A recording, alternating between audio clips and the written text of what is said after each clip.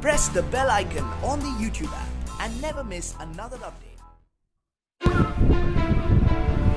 What's up YouTube? This is Aslam Khan here and today I'm going to show you how to use your map, Google Map in Hindi.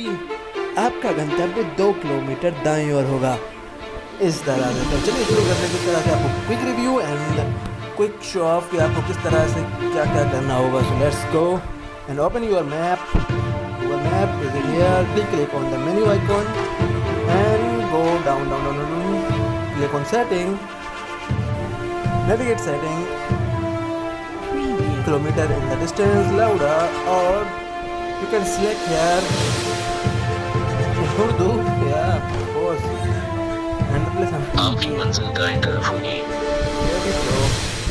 And you can also select here. आपका गंतव्य दाईं ओर होगा। Wow. गंतव्य दाईं ओर होगा।